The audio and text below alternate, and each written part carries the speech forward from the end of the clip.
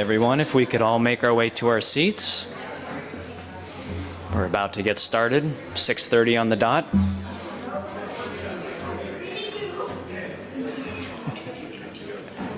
That's what the pocket watch says, at least. Yes. Welcome to the Historical and Genealogical Society of Indiana County. My name is Jonathan Bogert, and I'm the Executive Director here, and welcome to tonight's Author Talk program. Before we get started, I want to remind everyone here of a couple of upcoming events in the near future. Following tonight's program, we have a trivia night tomorrow, so if there are any history buffs out there, please join us. It's a great event, fun time with a lot of great people.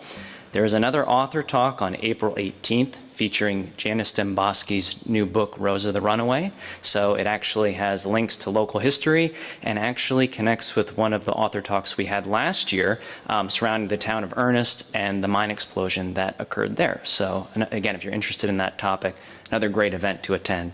And then finally, in May, we have our usual ladies Victorian tea, as well as a couple of events planned in Memorial Park in collaboration with the Northern Appalachian Folk Festival. So it's going to be a very busy schedule here at the Historical Society.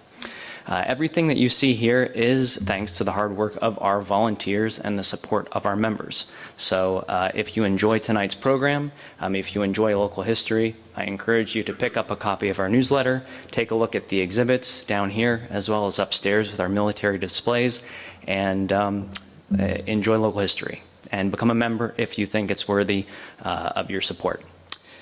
Finally, now I'll move into the meat and potatoes of introducing our speaker. So I have a nice, I won't say long, but a nice little write-up here for our author.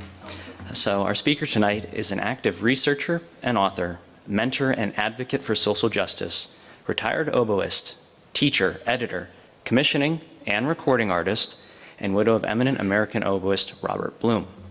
She is speaking on a topic that is very near and dear to her. And through her work, she has effectively captured the culture and spirit of a small Western Pennsylvania coal town called Iselin. Her story intertwines many authentic voices of local residents, which makes up the very heart and soul of the book. So please welcome tonight's guest speaker, Sara Lambert Bloom.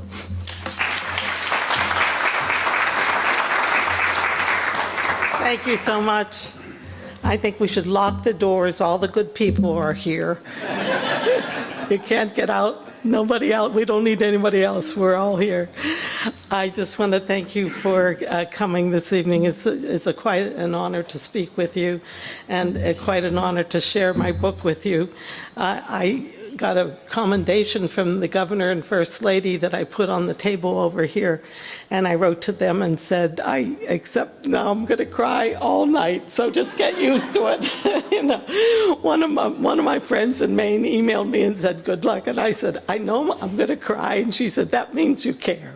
So anyway, the governor and first lady, I said to them, I humbly accept that commendation in honor of all the contributors to this book, and I mean many contributors.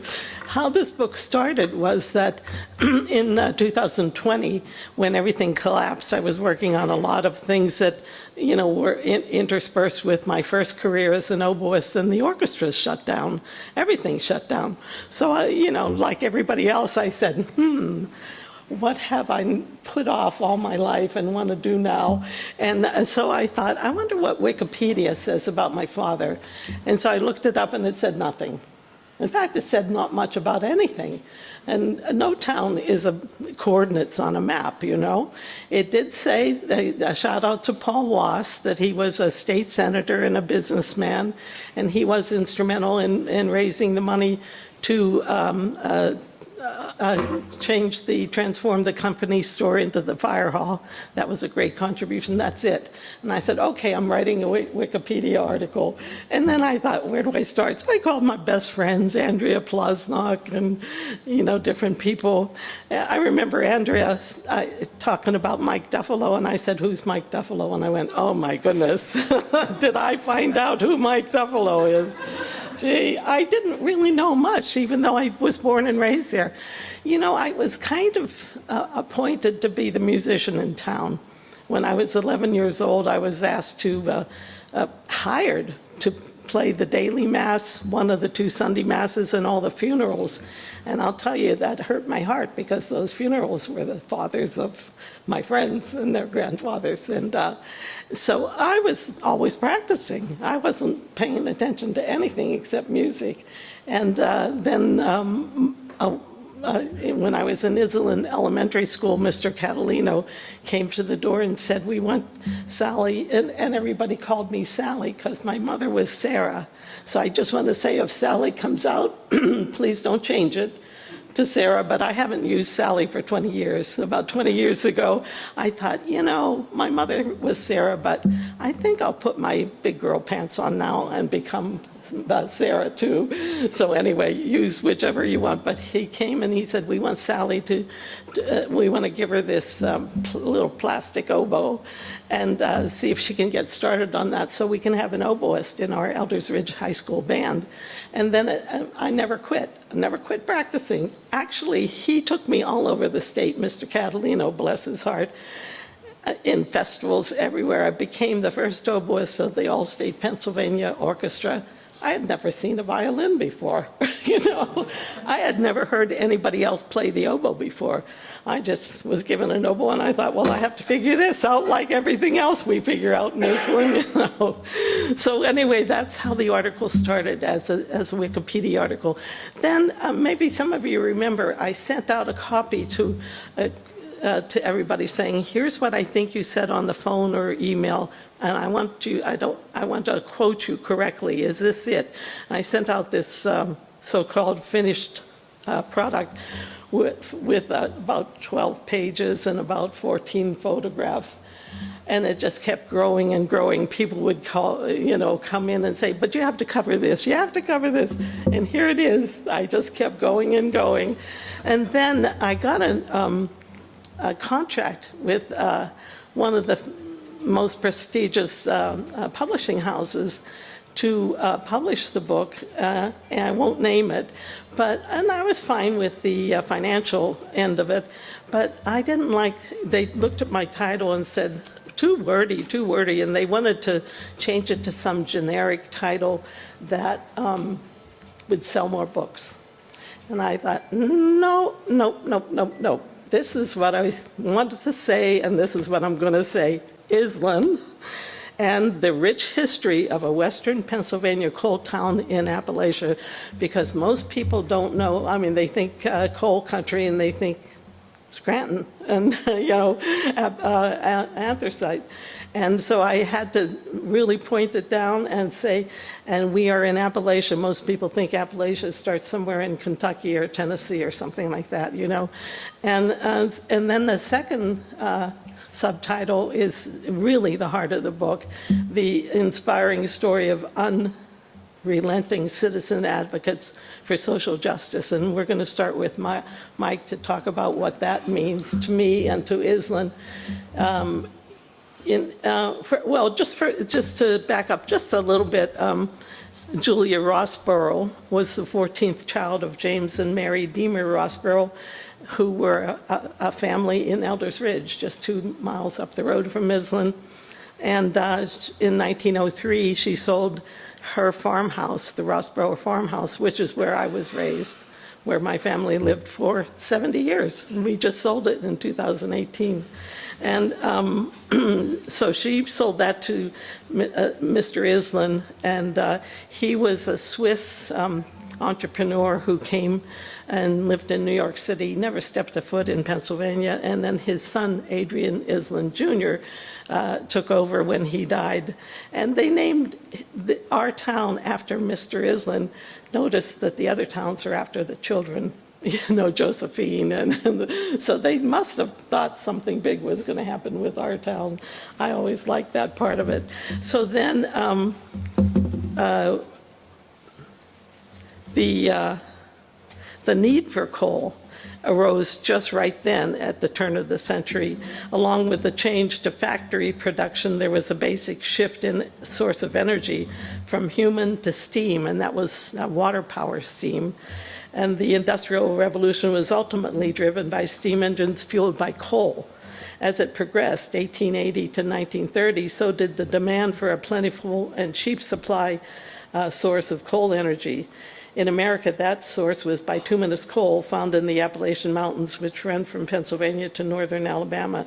And that's a quote from the National Park Service's Appalachian Cultural Resources Workshop paper. I put that in the book so that you can refer to that when you're just reviewing the history of the founding of Iselin. There on the table over there, during the reception, I hope you'll peruse it. I never go anywhere without dragging my whole family with me. So there are articles about my husband, Robert Bloom. He was the son of a Cantor Julius Bloom. Cantor Bloom, my father-in-law, and his wife immigrated from Kiev in the late 1890s to escape the pogroms. It was very dangerous for a Jew in Kiev in that era, and they came to Pittsburgh and found a safe life and a good life. They raised 5 children, including my husband Robert. He became a very famous, eminently famous oboist in the 20th century, and I had a wonderful life with him. We performed together, we taught together. He had an international career. I had a mini international career. I mean, I did play in Paris and Germany and the Riviera, but not like him. He was all over the world and world famous, but just so much fun. I mean, he didn't take himself seriously. He would actually say that, take your work seriously, not yourself seriously. So we had a wonderful life together, 25 years, and although he was a lot older than I, you can peruse that. Then I was we were talking about Mr. Catalino, who was so influential in starting me on the oboe. There's me conducting the Elders Ridge Band in my senior year. Mr. Catalino just plunked me everywhere, and I went, okay, I can conduct, I guess. I'll figure this out too, And then we loved our basketball team. And there I am with my best friends called the girls, and we loved playing basketball together. Mr. Sutton was our high school social studies teacher, and he always encouraged us to understand our heritage in the coal industry, and those are his paintings there, these 3. So the yearbook is over there, and you can see his picture. He used to tell us, my husband used to say, no man is ever better than I feel. That was his mantra, like he was always playing for very wealthy people, but it didn't bother him. It was like how he felt and what he did was important to him. Mr. Sutton was always saying that to it. He said, when you're 6 feet under, that levels the playing field. So he was an inspiration to us. And then in the center, you'll see a picture of a baseball player. And that I did not learn about until after the book was published. And so I will put out a second edition and include stories like that. So Red Ross in that photo in his Iselin uniform. Now Iselin was founded in 1903. In 1906 we had a uniform baseball team. That's how important that was to us. And he was such a superstar pitcher that the Pittsburgh Pirates recruited him, like in 1939-ish, something like that. His father wouldn't let him go. He said, you have 5 children, you need to stay here and be an Iselin coal miner, take care of those kids. And he was forbidden to go to the Pirates, and 2 years later he died of a mine-related incident. And this will come into my 3 minutes of the hardships we endured and how bitter I feel. More and more bitter as I age, I might say, because I don't know why we had to go through those things. I don't get it. I don't think it was anything that any human beings should suffer. For instance, his family. So he died in February at the age of 39, 5 children. The youngest one was 2 years old. R&P gave his widow 2 weeks' notice in the middle of winter to get out of town. She had to move so that they could use that company house for an able-bodied coal miner. And in Iselin, I mean, we were owned by by Rochester and Pittsburgh Coal Company until the salvage company bought us in 1947. So all that town, R&P owned every open field or ball field, every building, public building, housing. There was no house in Iselin that wasn't a company town. So that lady had to take her 5 children and move out of town. So I don't know. So after the book was put out, his granddaughter, Red Ross's granddaughter, contacted me. She had to go through all kinds of things to get me, and then she was like, oh, we were like, oh, you know. And she lives in Cincinnati, where I ended up teaching for 25 years. So she, the little 2-year-old, she said, how can we help you? And I said, well, we need to apply for a 501c3. And it costs $600. And she said, let me ask my father. And the little 2-year-old paid that $600. Isn't that sweet? And he paid more so that Iselin Strong LLC is now a nonprofit. So we can receive government grants because we have that status. So I want you to honor Red Ross over there. And then one more thing is that my mother's first cousin once removed. Do you know what that means? She was just 3 years younger than my mother and dad, who were born in 1909. And she was born in Forest, Pennsylvania. It's right above Du Bois, where they were born. And you know how some families, the age is so spread out that her first cousin was my mother's father.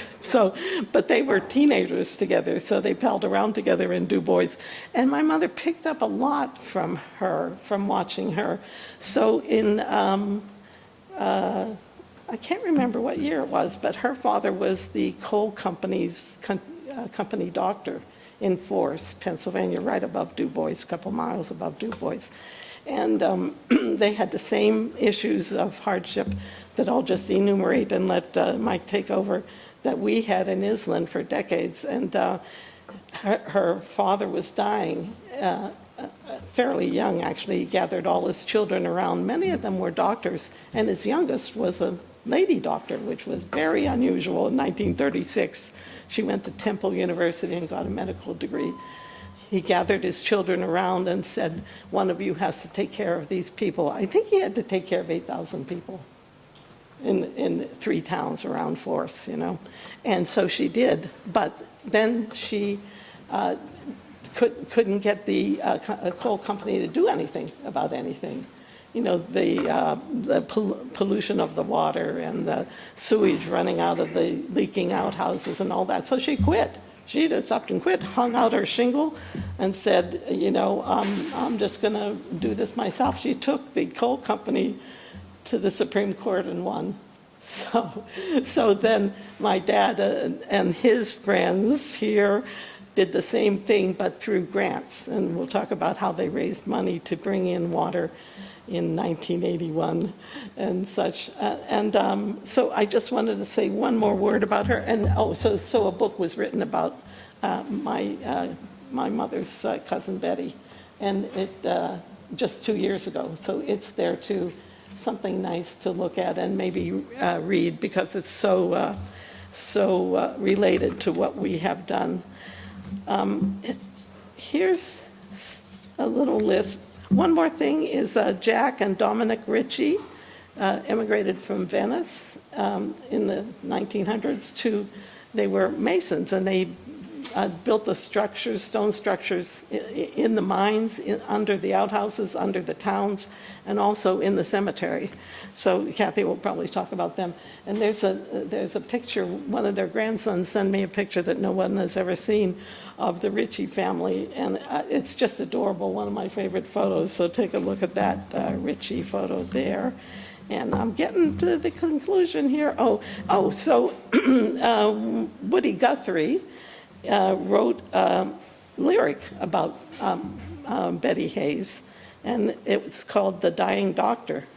Dr. Leo Hayes was our company doctor. From the big coal companies, he got his pay. For 39 years, he tried to cure us, and now today he's on his deathbed lay. He called his 5 boys and his 3 daughters as his bed we stood around. So anyway, we heard him tell the history of the coal miners, and he said, don't let these people down. And so it's called The Dying Doctor. The problem is Woody Guthrie never wrote the song and never recorded the song, but we do have the lyrics. So take a look at that in the book too. I love that. And then just a quick review of what I didn't like. Among the many things I loved about my childhood in Iselin, it was just a wonderful town. You know, I raised my daughter in Cincinnati. She's a very bright, very talented, sweet, underspoken daughter. And nobody noticed her in Cincinnati. And, you know, I was thinking, there isn't anybody in Cincinnati who wasn't, I mean, in Iselin that wasn't noticed. We were all noticed for what we could do. And if you stepped out of line, you were brought right back in line, either by a teacher or a neighbor, or everybody's mom was your mom. And, you know, it was so wonderful. Everybody mattered. And that's not true these days. And what a wonderful way to grow up, to be important, to be cared about. So I was interviewing Mary Minotti Abati, and I wouldn't have known her without Stan Samusky telling me, you've got to know her. She was born and raised in Iselin. Her mother died of tuberculosis when she was 6, I think. So she was the mother of the house. She raised the kids, and she told me so many wonderful stories, but I love this story. She said, I'll get it. Come on. I love this story. I have to find it.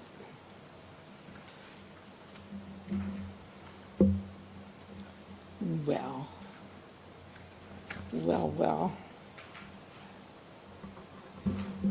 Can you wait on me because I love this story? Yeah, that's right. You can't go anywhere.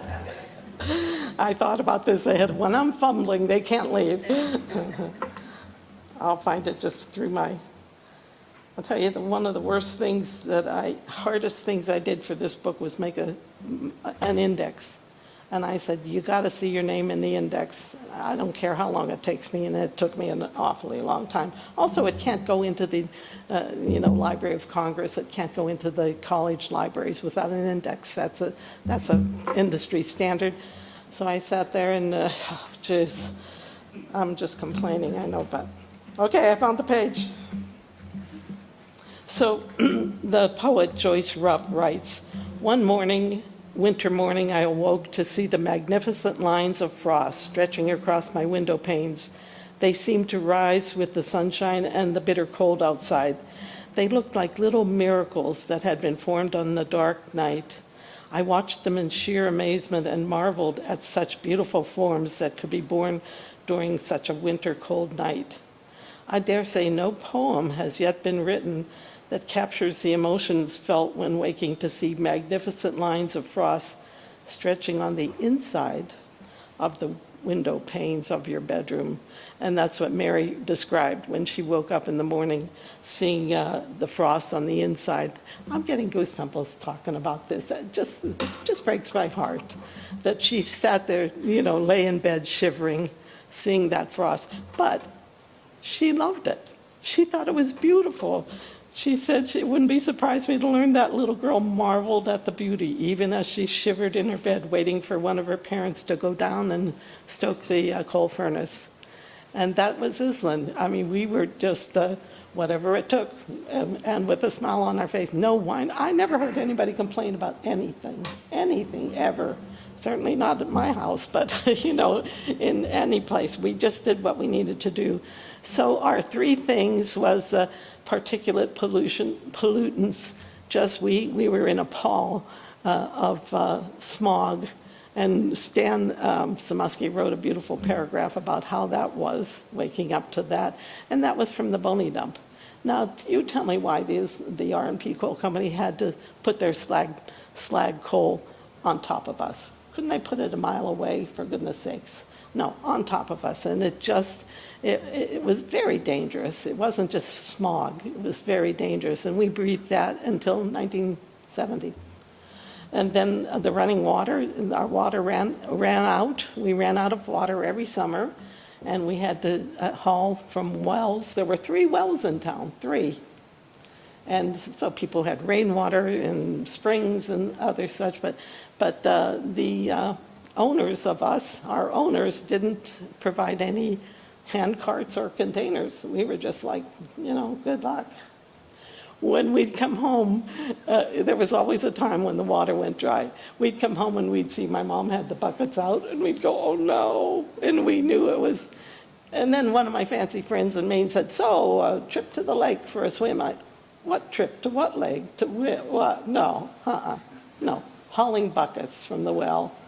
That's what we did for 6 weeks or so, And then the outhouses, finally, and I put that on the cover. That's how transformative it was to our families, that Mike led this group that did a rural waste treatment plant for innovative plant for Iselin. And on my Betty Hayes's book, she has pictures of outhouses. I said, oh no, our story is not about outhouses. Our story is about what we did about it. And that's what my father would want on his cover, what we did about it, not what we suffered from it. So I think, does that do it for you? I think that's my motivation to write it. I know that he would love that. First of all, I was very proud that Mike wrote that it's accurate, because that's important, that I wasn't kind of guessing and winging it. I was just calling people unrelentingly to get the right information into this book. And then one of my best friends in Maine wrote, in perilous times, this teaches us that we too need to claim this legacy of hope and resilience for ourselves.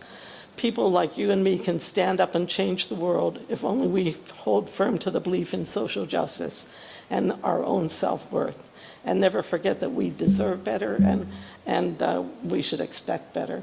And that's what we did, and that's what we got. And so we're going forward now. We're going to bring in some new programs like elder care, daycare, and such to Iselin that has never been there. We've never had one business. It was forbidden during the R&P days, but it's not forbidden now. It just isn't happening because it's difficult.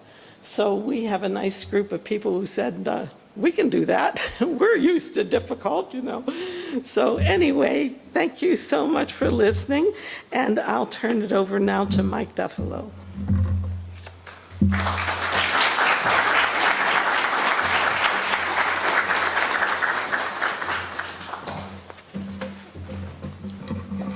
Sarah's our instigator.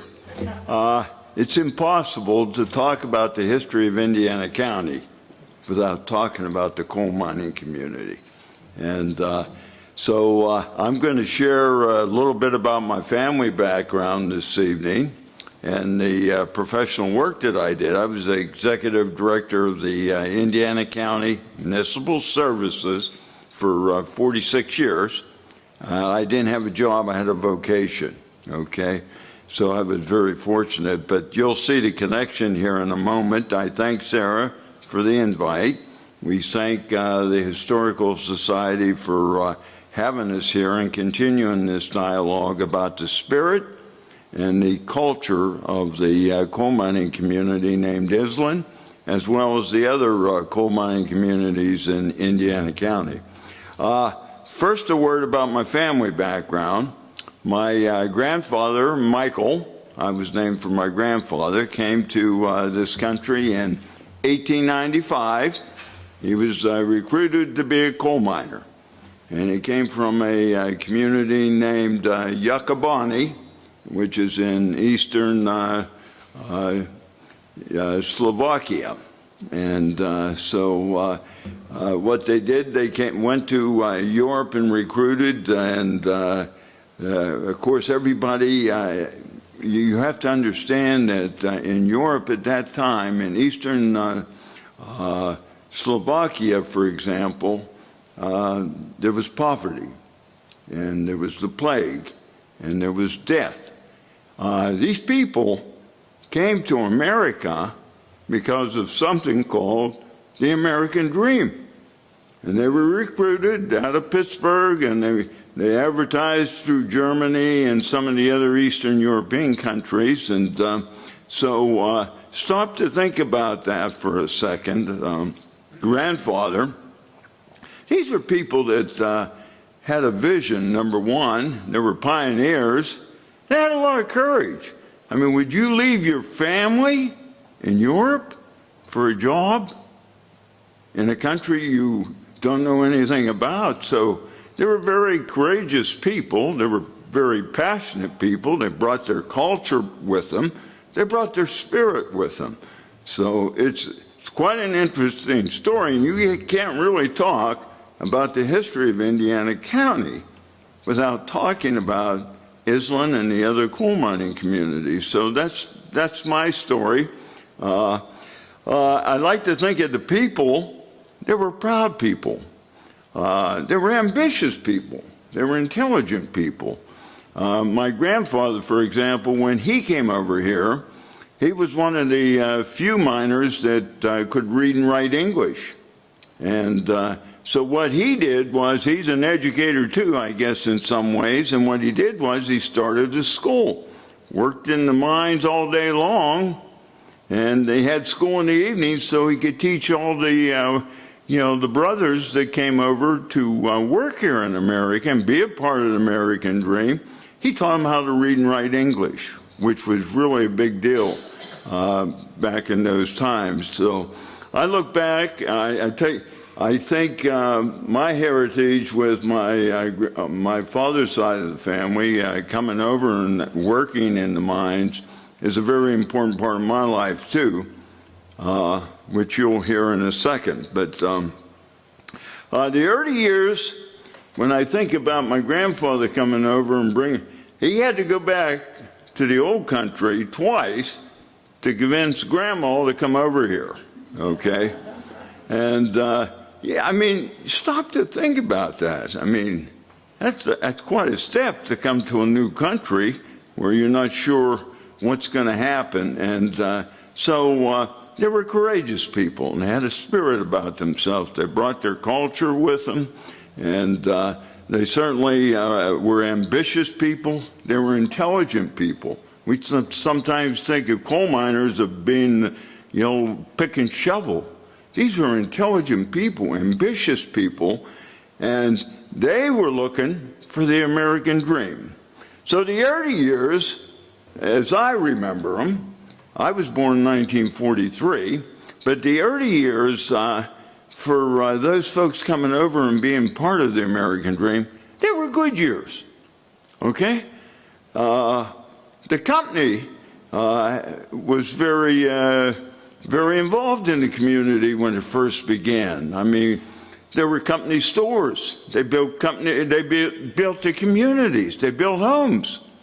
And the company store had a grocery store and a hardware store and everything. And every town, every coal mining town had a baseball field. And they had the old R&P baseball league, which was probably as good as Major League Baseball. That's how good it was. Because I can remember, I'd go down to Luzerne and watch a baseball game, and anybody remember Zip Zettner? I got one, that's good. He could throw a curveball, nobody could hit. Does anybody remember Tony LaVisa? Yeah, okay, I got my prop back here. I have my prop back here. They were good years for the workers, and they eventually bring their families back over, and they were the good years. And the baseball games we went to, I saw Tony LaVisa down at Luzerne hit a baseball, went over the scoreboard, and it must have gone 500 feet. I raised my right hand on that one. I know that ball went 500 feet. Now, I was only a kid at the time, But I remember good things about the early days of coal mining, because the coal company not only had some responsibility for the workers and the communities, they were good days, okay? That's what I remember most. And I can remember one of the things we used to do on Saturday night was, as kids, kids would enjoy this, okay? What we used to do was we'd go up to the company store in Luzerne, and they played poker on Saturday night up there. And they had tables out on the patio, and they had whiskey bottles sitting there, and they were smoking cigars, and they would swear a lot. And we were kids, and we just kind of took it all in at the time. But that's what I remember about the early years of the R&P Coal and Iron Company, and of life as my grandfather and his new family knew. They had 7 children in the old country. All 7 children died in either childbirth or from the plague. And when they came over to this country, they started a new family. And guess what? They had 7 children in the same boy-girl order, including twin girls. Must have been a coincidence. Must have been the water they drank. I think maybe that's it. But it seemed to me, as I got older, things changed. Okay, it was a big change.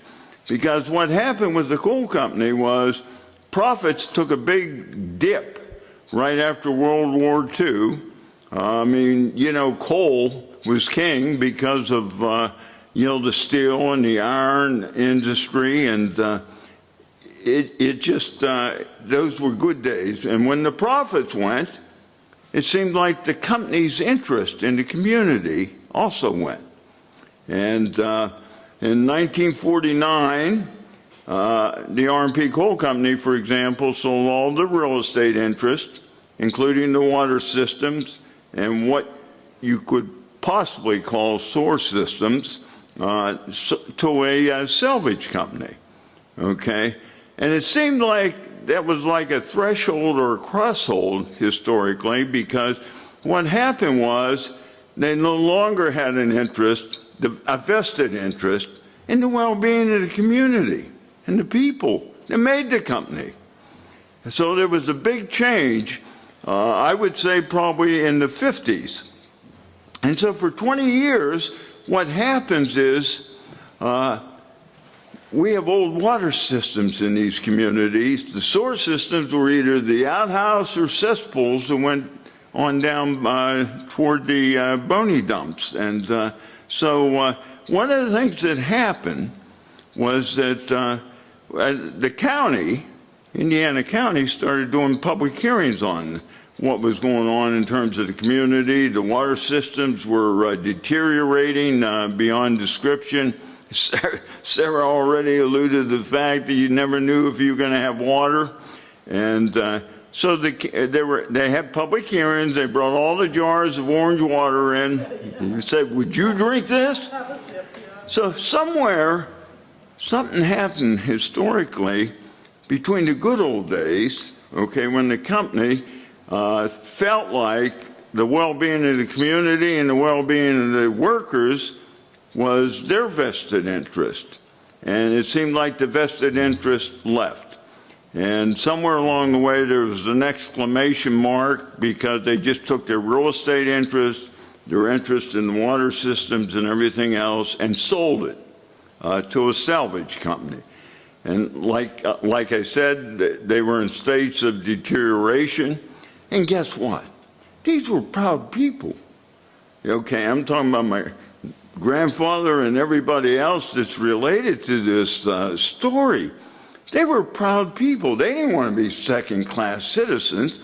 And one of the things I could say about the coal mining communities is it's always had a spirit of advocacy, okay? And Sarah's father, Jim Lambert, was one of the first to go to these public hearings. And there was a Mary Gallinak from Coal Run, there was a Bruno Telk from Ernest, and a Carlos DeBille from Luzerne. And those 4 people said, look, we have to do something. And so it is the county got involved. And through the, I see my good friend Byron Stoffers back here from the county planning this evening. And Byron knows this story because he's had to listen to me before. But one of the things that happened between the advocacy of these local people and the county commissioners was, why don't we create an authority? And as a public authority, we might be able to get public funds, grants, and we can redo the water systems and eventually the sewer systems. And that's where the Indiana County Municipal Services came from. And it was through the advocacy, the same advocacy that these people have always had, that they wanted to share. I got involved simply because I got invited by the commissioners at the time were Andy Kozeski, Bill McMillan, and Dan McDivitt from Salzburg. And the county commissioner said, you know what? It does make sense to create a county authority. And we'll have representatives on the new board from each of our communities. And so those 4 people that I mentioned, especially Jim Lambert, Jim was really big in terms of helping the commissioners create the idea of doing a county authority. They needed to hire an executive director, okay? And they could not have hired a better executive director simply because I believed in the premise that the well-being of the coal mining community was the well-being of Indiana County. And when I went start writing grant applications, I had to tell people, I'm telling you, that the well-being of these coal mining communities, Iselin and the other ones, is the well-being of Indiana County. And so through the advocacy of it, we created an authority. We began writing grant applications. We got funds. And we were able to, 1981, we had a big water dedication in Iselin. And if you're old enough to remember, I'm looking around, okay, I'm looking around. The thing we had in Iselin was, and we had it in every one of our old communities with the old water systems, was the water tank, okay, always had a float on it. And on the end of the float was a Clorox bottle, okay? So when the tank was full, the Clorox bottle was up. And when you drove into town and the Clorox bottle was down, you knew you might not have water to take a shower. So that's where we got started. And we did. I wrote grant applications with the help of the county planners and the county commissioners, and we were off and running. And people would ask me, why should we give grant money to Indiana County? And I would have to tell them how important it was because, you know, the well-being of the coal mining community in Indiana County really was the well-being of Indiana County. And so I happened to go to a big convention. This is country boy going to a big convention. I put my coat and tie on, and I went to Washington, D.C., and I made a presentation at the National Water Meeting, and they said, why should we give grant money to Indiana County? It was in the summertime, right? It's 90 degrees outside, and we're all sitting in the air-conditioned convention hall. And I said, I got to tell you something. The air conditioning that we're enjoying is because we're hooked up to the Eastern Electric Grid. And guess who supplies the Eastern Electric Grid? Indiana County. We had our generating stations at the time, coal-fed generating stations, and that was enough. We got grants. In 1981, I loved doing, one of the things we did because the county municipal services, God bless Indiana County. Indiana County is a very unique place, and Indiana County really has done some things that many counties have not done. One of them was Indiana County Municipal Services. So it's a unique story. That's why I got invited from time to time to do meetings, but we love to do dedications. And when we went to Iselin, Jim Lambert, Sarah's father, was there, and he was as proud as he could be. You know, just having a good water system. This was kind of like the revitalization or the renovation of the coal mining communities. So, and water is important, so is wastewater. So what happened in 1985, we got creative and we wrote we had to convince people that Indiana County and our coal mining communities were an important part of our heritage.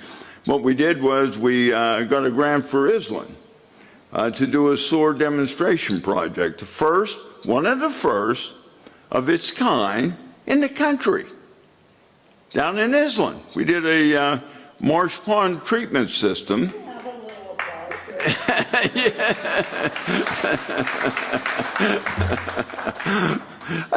You know, like I said, there was a transition between the American dream and people, the advocacy of the people in the communities that said, look, we're not going to be second-class citizens.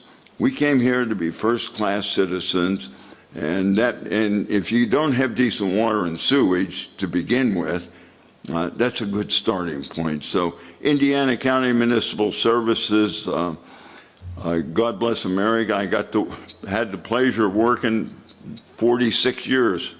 And through the county and planners and one thing and whatnot, we have received, since 1973 when we were created, we've received $180 million for Indiana County infrastructure. And a big part of that came from the spirit of the advocacy of these people. God bless them and God love them. So I'm rambling on. In case you weren't aware of it, my retirement occupation is I'm a preacher. If you don't stay with me, if you don't raise your hand from time to time, I'll keep going. And if you don't laugh every now and then, we'll have an altar call before we leave. No, it's a great story.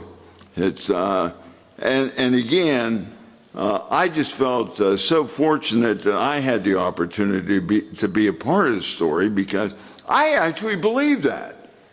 And everybody I talk to, it's like, I'm telling you, the well-being of the coal mining community is the well-being of Indiana County. That's just the way it was.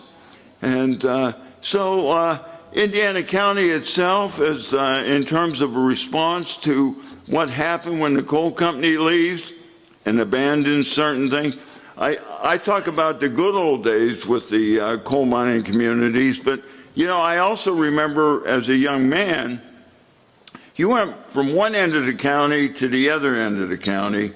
Every stream in Indiana County ran orange with mine acid, okay? And there isn't anybody, if you start talking to folks that come from these mining communities or had relatives there, you need to start talking about black lung. These people that lived and died with it, and the people that maybe had permanent disabilities because the mines were not safe places to work to begin with. And certainly in the early years, it was even probably worse. But again, it's been a pleasure for me, because my family heritage, I actually believed all that good things about the spirit of the coal mining community, and I thank you for your attention. Okay. I will be around if anybody wants to talk about how Zib Zettner threw that curveball, or if you want to talk about what Indiana County did for the well-being of the communities as well. That's a good story too. So thank you, Sarah. Yeah, thank you. We're going to hear from Alex Sabusky, who is a hero of Iselin. He's the hero. He is the hero of this exhibit. A hero. You can tell them that all of this came from Alex's collection in Iselin. He has a world-class collection in Iselin, and if you haven't seen it, it's not, an official, pay your money and, there's a cafe in the restroom and stuff. You gotta call him and say, hey, you gonna be around later? I'd love to come out to Iselin. That's how that works. So here's Alex Samusky. Thank you. Alex Samusky. Yeah, I'm from Iselin, born and raised there. Mike's a tough act to follow, that's for sure. I should have jumped in before him. Yeah. Now, I'm born and raised in Iselin, still live there sometimes. My friend and I go to her place all the time, and that's in Jeanette, and I stay with her a lot. But born and raised and went to school Iselin grade school, outhouses, which wasn't unusual back then. The Boney Dump, that's where we spent our time, playing. Jumping over the crevices, over the flames. That was the big thing to do back in the day. And, we made our own entertainment. But I'm a retired coal miner, third generation. Both grandparents coal miners. Father, uncles, all my uncles were coal miners. So I started collecting when I was young. And I amassed a massive collection of mining artifacts. Every part of mining, mine cars, cutting machines, punch machines, jackhammers, everything mining, blasting machines, carbide lamps, wick lamps, flame safety lamps, Davy lamps, every lamp that was possibly made out there, I probably have them. I'd say a couple, 300, 400 carbide lamps, flame safety lamps, probably a couple hundred. And it's all displayed, it's a collage. It's a big building. The building I have it amassed in is it's 130 feet long, but I just have one big room where I keep most of it. The rest of it is stuffed away in boxes. I collect everything from paper, memorabilia, old pay stubs, old mine books, maps, everything from this area. I got a lot of things from Iselin, which, as you can see by the photographs, it was a pretty amazing town back in the day. They claim there was 1,500 men hand loading in the Iselin mines. They could load 6,000 ton, I think it was every day. They could load a train, 100 cars would leave Iselin every other day, headed to New York, and that's unbelievable, because that was all handwork. And my grandfather, he run punch machine and never had any time off, just maybe Saturday night and Sunday they'd go to church. But he run punch machine. If they needed a place cut, he had a boy go up and take them, get them down to the mine so they could undercut the coal so they could shoot it down and mine it. He was busy all the time, and he showed it when he got old. But the collection, I enjoy it, and anybody ever wants to come to visit, you're all welcome. And I'll leave my phone number here. I would appreciate a phone call before you come, but it does help. But I get a lot of people. I've had people all over the United States, families that their relatives, grandparents, or great-grandparents were from Iselin, and I always get calls from them, and they come visit. And I hope to, save all their names. I got a book they sign, and a lot of them come back. They really enjoy the the collection. But all this stuff here is photographs I have. I loaned to the museum here, but even the paintings. Eugene Sutton painted him. He was a teacher at the Elders Ridge School, and he even taught my mother back in that was in Waterman, not Waterman, but can't think of the name of the town. She went to grade school. He taught her in school, and she became a good friend. In fact, these are paintings were donated to me by other people, but she has paintings in the house that were that he had painted for my mother, and they remained good friends over the years.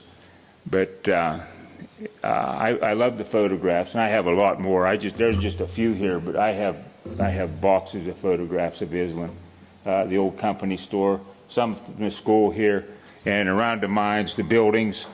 The mine entrance is still there in Iselin. It's getting pretty well deteriorated, and it's grown up around it. I took a lot of people down there over the years to show them where these guys worked.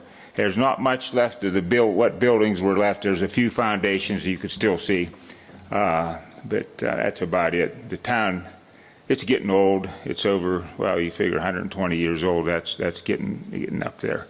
Houses, so most of them look still fairly good, the old company houses. But, well, I'm running out of words to say. I just want to say one more thing, is you have no ambition of opening a fancy coal mining No. museum. Let me tell you, it's backwards. It's old, but the building has been there since. It was a mine supply building. That's where they kept the supplies. It was originally down behind the company store, and then 1920 they tore it down board for board and moved it on my property, and they reconstructed it.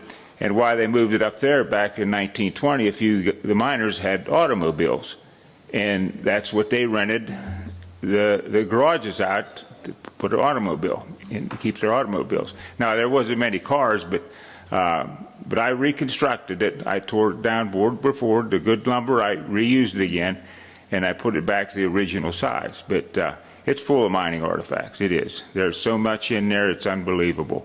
Speak about the voting house that you reconstructed.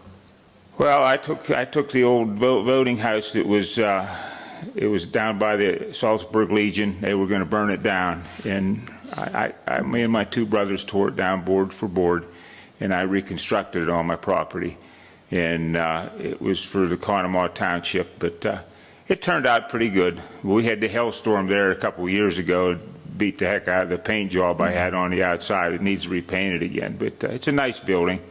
Yeah, I don't have. My brother has the election booth, but I should maybe get one and put it back into the show. And I believe that I talked to Herbie Gledish about it, and it's a possibility that it may be built during the Civil War, the election house, and it's one of only 3 that's left in the county, which is amazing, because I believe every township had a voting house. But I got a little wood stove in there. I do have heat, and I keep my cat in there. He enjoys it. But yeah, anybody's welcome to come. I enjoy showing it off, and I'll leave my phone number here. And but you look at a lot of the pictures, you'll see what it was. It was an amazing town, and I mean the buildings, the company store. And it overwhelms me, and I love the history of the town.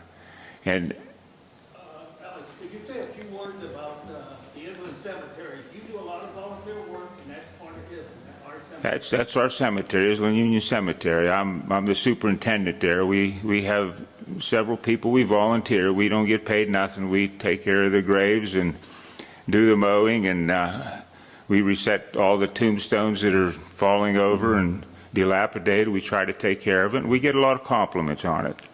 And there are a lot of coal miners buried up there. And back in the day, I've heard stories with when the miners, somebody got killed in the mine, they would bring the body out, and the miners would have to do the burials. The coal company, most of them were buried, no casket or anything like that. They just dig a hole, put them in the ground, and cover them with a sheet, and that was it, you know.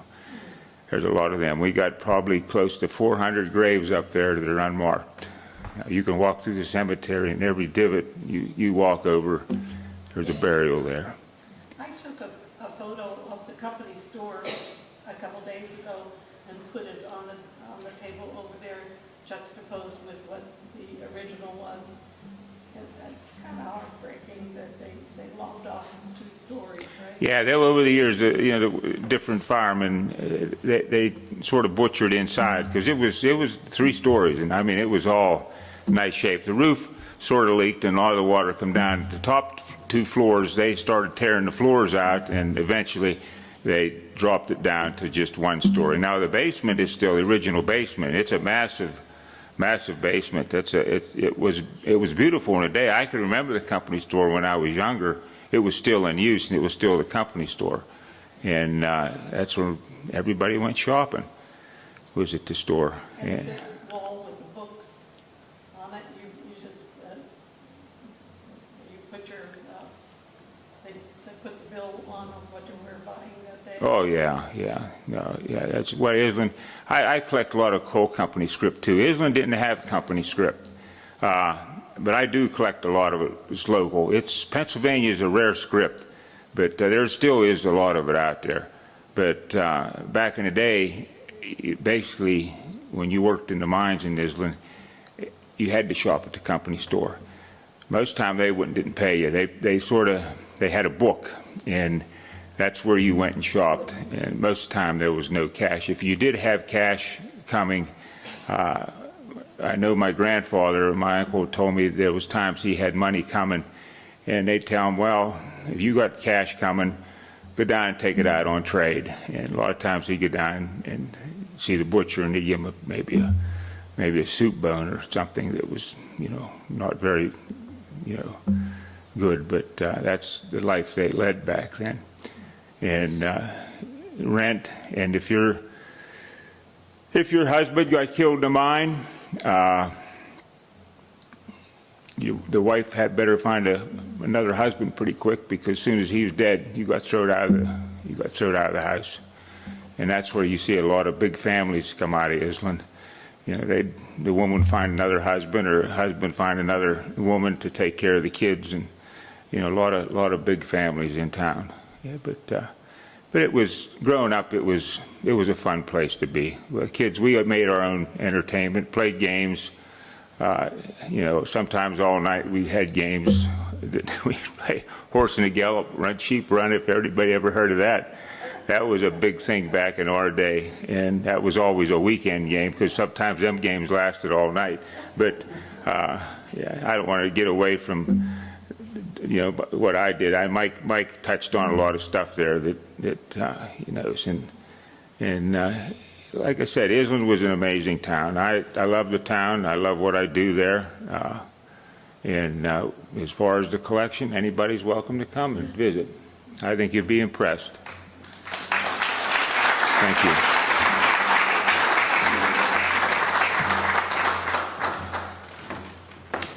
So I'm going to do a second edition of my book.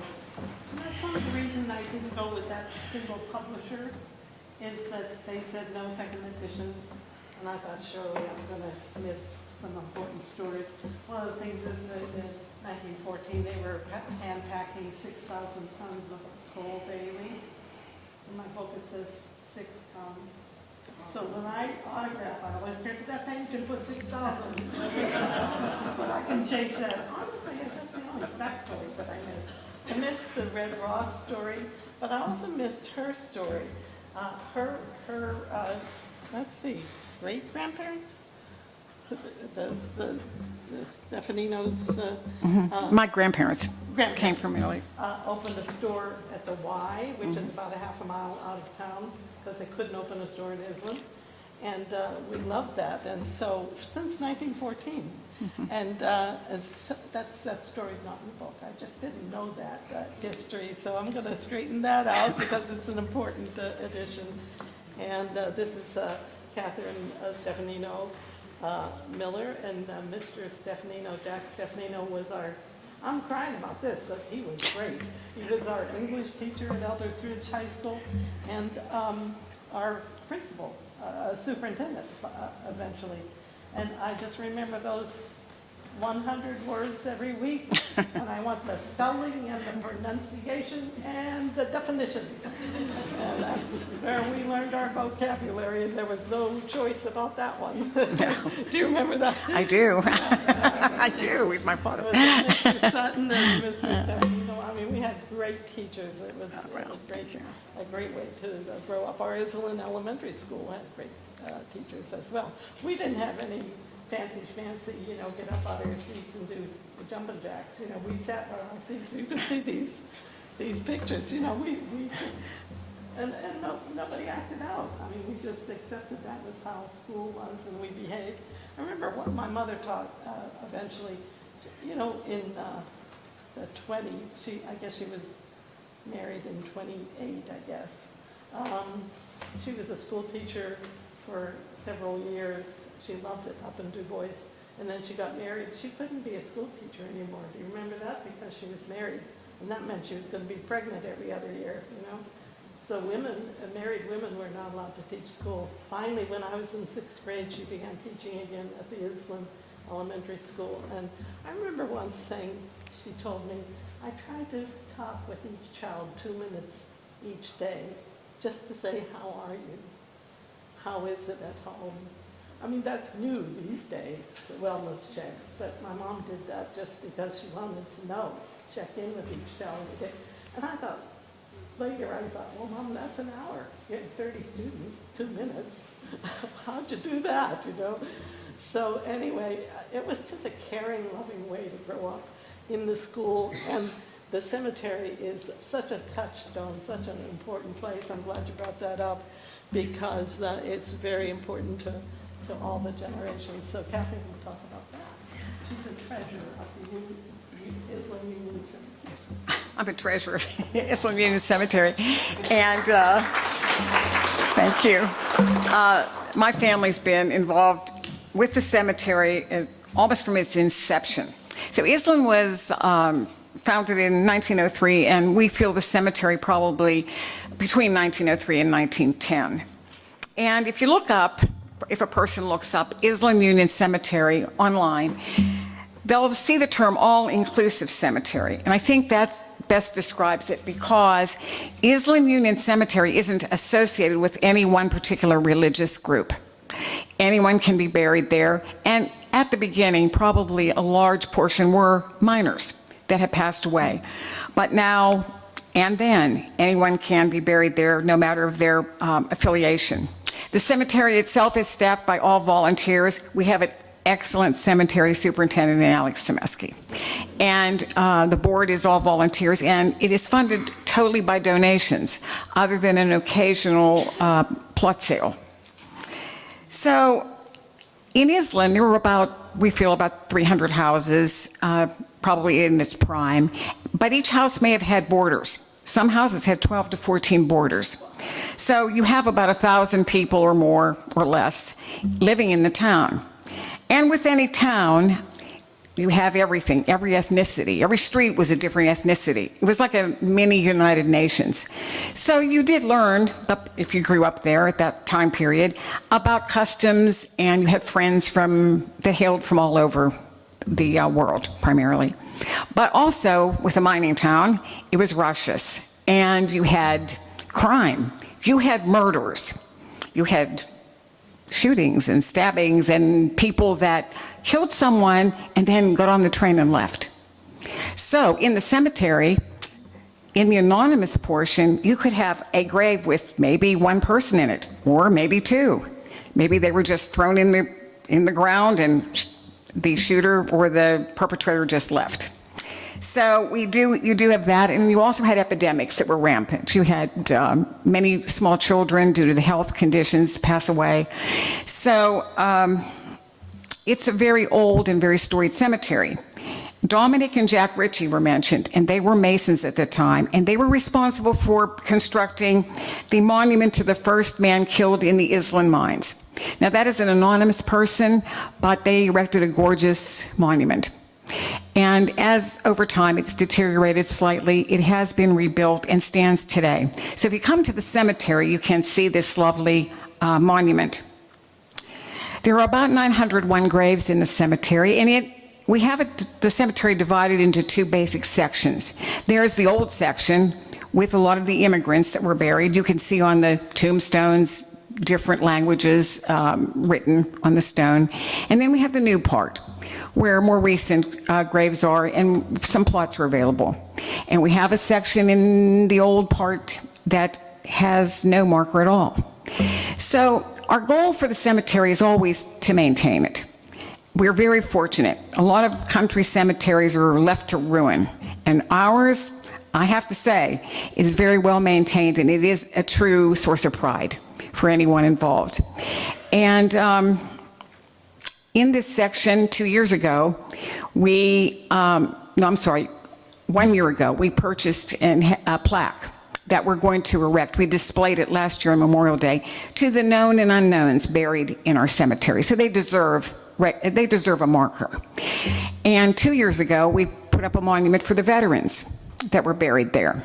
And this year, our new addition, due to the generosity of the family of Mr. William Knopick, especially his sister, Miss Jean McHenry, has donated a gorgeous flagpole and plaque commemorating her brother, Mr. William Knopick, who served under 7 presidents, a native of Iselin, and he had a very long career in law enforcement, then came back to Indiana County to retire. Ms. McHenry has been kind enough to donate the flagpole and the plaque to fly the beautiful flag that was given when Mr. Knopick passed away. That will be dedicated on Memorial Day in our service this year. So it's really a special place to the people that are involved in this, and a lot of people have kept Iselin in their hearts, even though they don't live here, and we get many donations from out of state. We're on social media. We're on Facebook, and we have a website. So if you can't make it, you can always take a look and see what the latest thing is about the cemetery, and you can like us. So please feel free to come out. If you drive through Iselin, you won't see it until you make a turn off the main road and wind around, and it sits kind of up on a hill near a beautiful farm field. So please come out, take a look, and know that it is a source of pride for the community and for Indiana County. Thank you.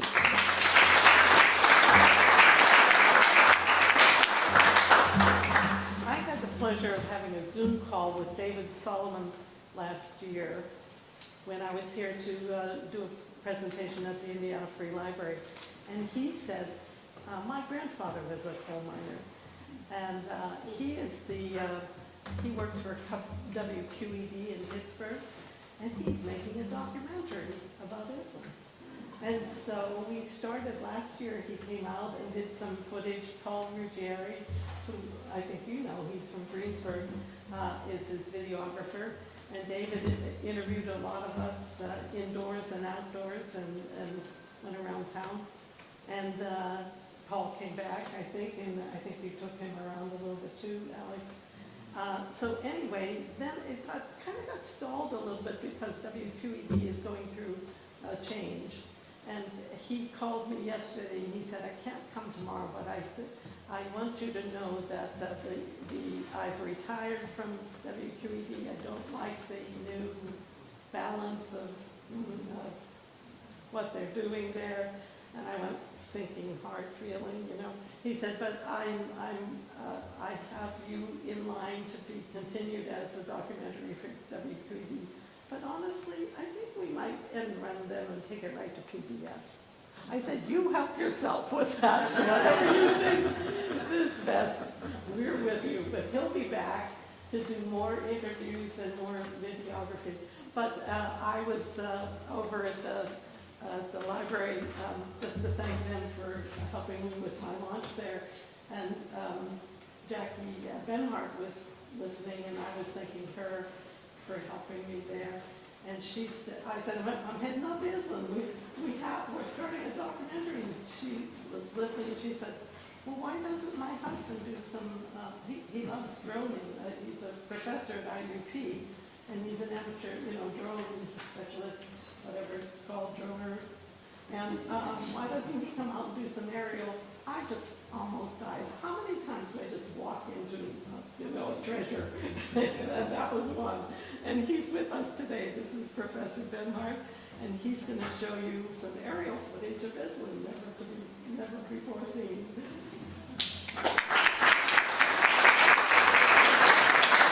Looks like it's coming to life here. Yeah. Thanks very much, Sarah. So I'm John Benhart from my department's Law and Geography, Geology, Environment, and Planning at IUP. I probably have the distinction of being the person in the room that knows the least about Iselin. But as Sarah said, my involvement is sort of a happy accident. I fly drones to make maps. That's what I do. So I am sort of an amateur videographer. So my wife Jackie says, hey, there's this great opportunity. And I said, well, it sounds really interesting because I have a soft spot in my heart to get down here and try to get this going. Because my family is not from here, but from the Mon Valley. A lot of similarities, right? So my job, what you'll see here is what I shot. What was the date? October 13th? October 13th, yeah. 2023? Yeah. So QED, I guess PBS maybe, was out here, and my job was to record the community. What we would call in geography, site the situation. So what's the town like and where is it? What does it look like? And so maybe even the fact that I don't know a lot about it might have helped, right? Because I needed to try to capture it. So I don't know if we can get the lights down a little bit in the front. I think that's good. And what I'm going to do is just let you look at it, and I'll tell you a few things about what I was thinking in trying to sort of depict, right, as I was flying. So what I wanted, one of the things I wanted to do, and hopefully y'all can hear me. Can you hear me okay? Yes. Was to show the location of this community. So it's an urban place, but it's in northern Appalachia, right, as Sarah said. So it's a place that's isolated, but where people live, where they took coal out of the ground, where they drove the economy of this country. But I wanted to show the beauty of it, the isolation of it, and also like the structure of the place, right? So I tried to do it in different ways. So you see at the end, I sort of looked up. This is probably from like 250 feet. I am an FAA certified remote pilot for small unpersoned aircraft. So this is probably about 300 feet. The highest you can go is 400 feet. But we were lucky on this day, right? From a pilot's perspective, cloud cover, which is great, so you can fly in any direction and not have glare. It's mid-fall, so you've got the coloration of the trees. I'm trying to fly over it. A lot of times when you fly back, you can get a great perspective on it. This is sideways. So you're showing it from the north, from the south. This is from the east. And then you want to get an idea of what the place sort of looks and feels like. So the next one, I think, I'll be flying straight over with just a straight down perspective. A lot of times you'll see this kind of stuff on TV shows, like any commercial, any TV show, you'll see it. See something like this, just to give folks the idea of like what the place is, how it's structured, what it feels like. So this is closer. This is probably at like 120 feet. And then at the end, a lot of times you'll look up. Now, the other thing, got a little thing in the corner here. The other thing is, what were the important places in town? Sarah had said about the importance of the churches and the ball fields, right? So you look at you focus down and then come down on them. What do they look like from the perspective of the town? Tried to do that a couple of times.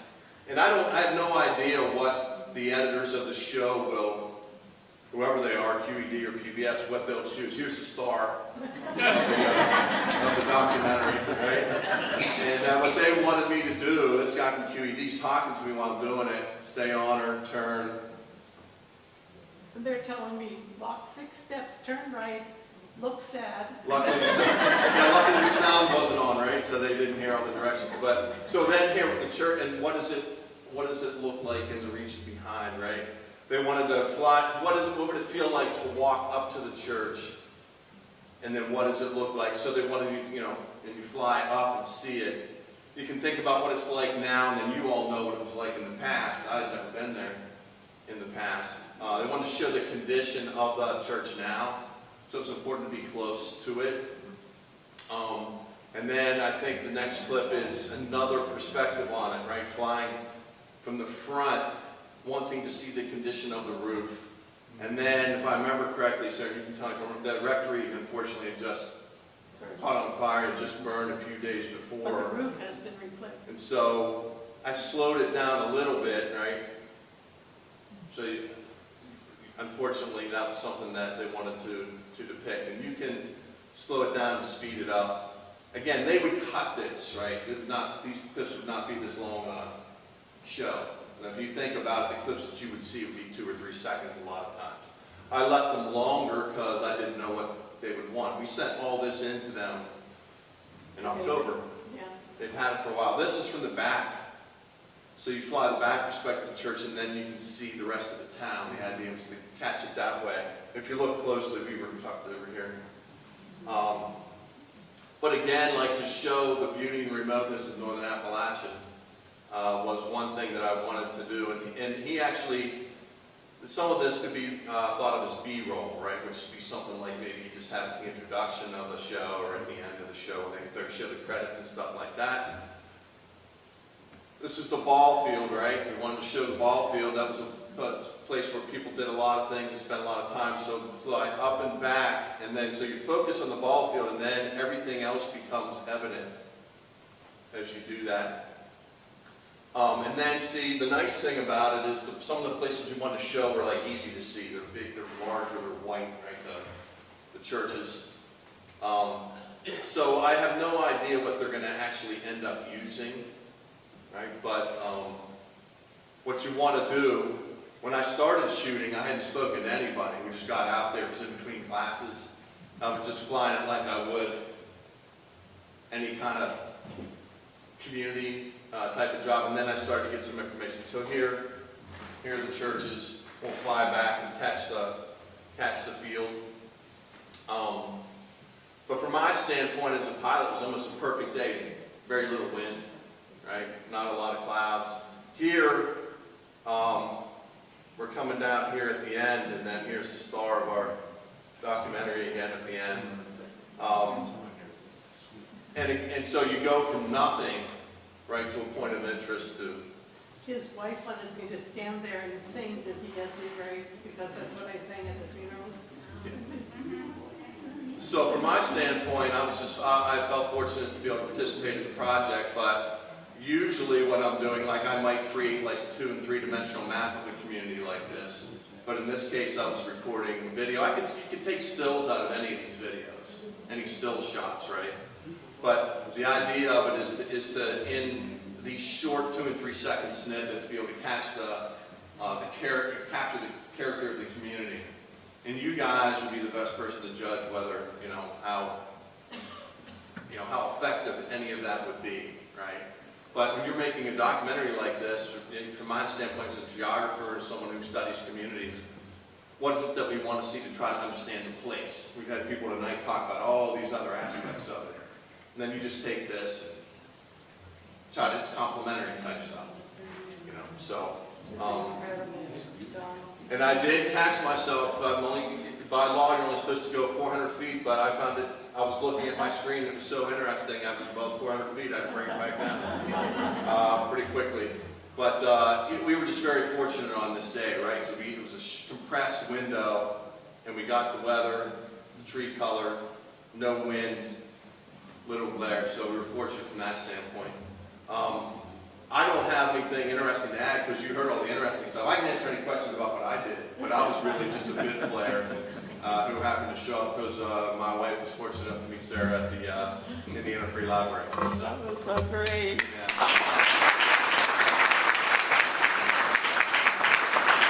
I'd like to open the floor to questions for anybody, for Michael or Alex or Kathy or John. Anybody have questions for Monica? Yeah. I don't know what a machine puncher is. What's a machine puncher? Punch machine. Punch machine. It's what it is a jackhammer mounted on 2 iron wheels about this big, and you sat down to run it, and you ran off a bear. And what you did, you ran the controls, and you had to push it into the bottom of the coal. You had to cut the coal down in the bottom. That way, when you drilled it, hand drilled it, to shoot the coal down, it would drop. You had a place where the coal would drop. That's why you had to punch underneath the coal. You punched about that much coal out, maybe about 4 foot in. It had maybe a 6-foot bar on it, like a jackhammer. And then you clean out, and then you went and drill the holes, and you blasted the coal down. That way it would drop, and you can't load it out. Yeah, I have one. I have a punching machine. I just got one. They're hard to find. And it's probably over 100 way over 100 years old. Way over. Oh, yeah. Well, that's something we definitely as continuous miners now. We work when I started mine. I used to work with the guy that undercutted the coal, and then the drill, you go in and drill holes, and they'd shoot the coal down. They usually went in about 10 feet, and we dropped the coal down, and the loading machine used to go in and load the coal up, dump it on the shuttle car, take the belt, and we go outside. Yeah, that's all for it. And then with a continuous miner, you go 40, 50 feet with it, and it's all remote control now. Yeah. Everything's different today.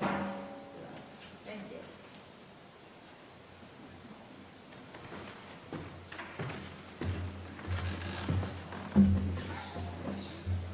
Good.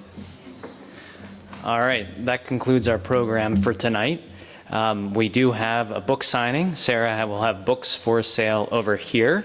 And while you're queuing up, you can actually look at the table of items that she brought. And we also have refreshments courtesy of the homemade restaurant over here in the library. So please feel free to help yourself to refreshments, talk to some of our speakers, and there are drinks over here, I'm told. So see one of the ladies over there.